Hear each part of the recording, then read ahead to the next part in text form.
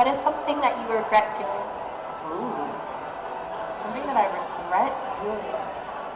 I mean, I'm perfect, so I don't have any. I obviously that's never No. the answer. I have no regret. There's nothing I regret. Oh my God, this is a really hard question. I feel like I used to have an answer for them. Something that I regret doing. Oh my gosh, why is this so bad? There's nothing that I regret doing in YouTube. I know that for sure. There's nothing I really regret doing with music.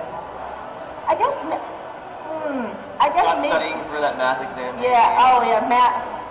Little known secret. You don't need to know math to live in this world because I'm horrible whenever I hear numbers. I'm like, I'm deleting information as you're saying it. I don't get it.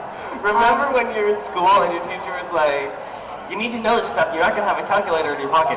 Excuse me, I do have a calculator in my pocket. Right? Thank you. I mean, so everything they taught me was I used to have one of those little Crayola box sets that looked like a Crayola box, Oh, yeah? and it was a calculator. Okay. Not that I ever cheated on anything, I didn't do that. Because having crayons in an exam made sense. Made sense when you're in 5th grade, whatever. Something that I regret doing. I think so for me, I'm very vocal right away, I'm very emotional, I say things right as I feel them.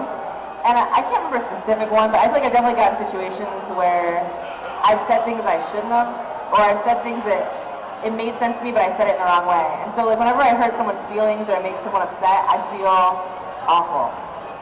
And I think it's one of those things I'm constantly working on. Like I'm always trying to work on making sure I think for at least 5 seconds before I say anything.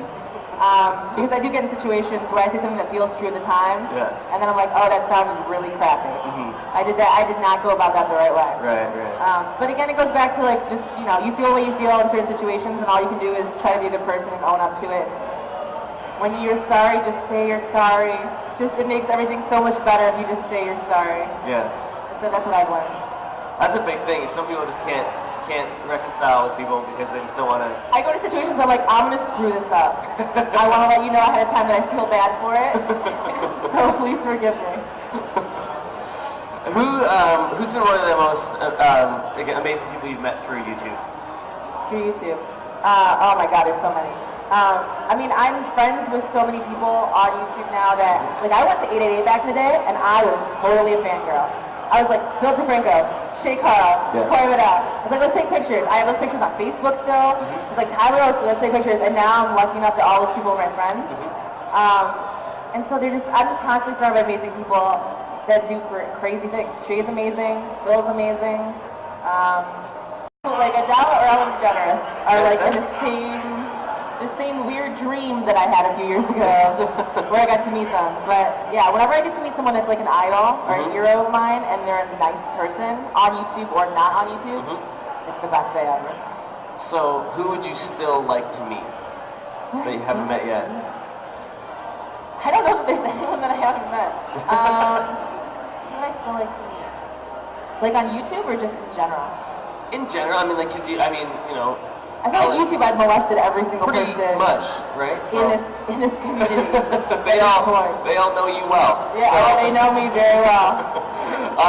Let's just say somebody that because of YouTube could lead you into meeting this person. I would love to. There's so many musicians I would love to collaborate with.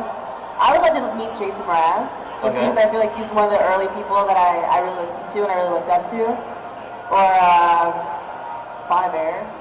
Or Tristan Prettyman, or Ingrid Michaelson, or Sarah Bareilles, or really any of these people. Right. If I can play a show, I actually had the really cool experience of, I did a cover of a Ron Combs song, Drop in the Ocean, and because people harassed him so much on the internet, he reached out to me, he was like, who are you, what is this, what's going on? And then we ended up going on tour for a month together, and now he's one of my friends that I talk to all the time. And we send very inappropriate text messages to each other, but that's friendship. Yeah. And so for me, I've had those experiences where someone that you look up to, that you're like, I'll never talk to this person, I'll never know this person, sees something that you do and validates it enough that they want to be friends with you and hang out and do music or do whatever with you. Those are the crazy, again, I don't have a ton of subscribers, but I've toured with one of my heroes, So it's all that experience for me. Cool.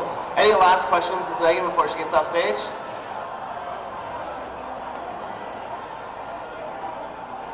You said you learned to play the guitar when you were 20. How did you get over that initial hump of difficulty? And then how did you learn guitar? Was it through YouTube or a friend? Or? What did I do? I went on ultimateguitar.com and I went on YouTube and I was like, Gavin DeGraw songs, I like these. Oh, they're all A minor, E, C. What is A minor, E, C? What is the chord? What is the tab? What is all this? So I just kind of like for a summer sat with a guitar and tried to learn like 5 basic chords and just do them as fast as I could over and over again. And I would say like 3 months in, I was writing songs and playing open mics. So I think it's just about like maximizing your time. Like, every time I sat down to watch TV, I was holding a guitar. Now I'm not as good at that because I don't really practice like I should, so I probably haven't progressed at all with guitar. But like for me, you know, I'm always jealous of people that can play really, really well because I feel like I'm faking it a lot of the time. I'm like, yeah, I'm doing crazy hammer-ons and like finger stuff. I don't know what I'm doing. It sounds good. I don't know what key I'm in. I don't know what chord I'm playing. I just know that it works.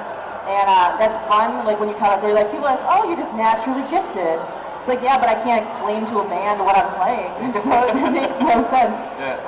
But yeah, for me, guitar was just a means to be able to sing and be able to write music and not have to pay someone else to do it and be able to go to an open mic with the drop of a hat and make something happen. So yeah, I feel like I have a lot to learn with guitar, but just, I don't know, just keep practicing and the internet. I learned all the internet. I've never taken a lesson in my life, so it's possible. And I'm really like scatterbrained too, so if I can learn it, anyone can learn it. And I have little baby hands, so the fact that they got calluses at all is amazing. That's great. All right, well, Meghan, thank you very much for coming down and hanging out with us. I want to tell everybody on the live stream where they can find you. I'm at youtube.com/TonjesML. Worst username ever. Or you can find me on Twitter at Meghan Tonjes. Cool. All right, thanks a lot. Thank you. Thank you guys.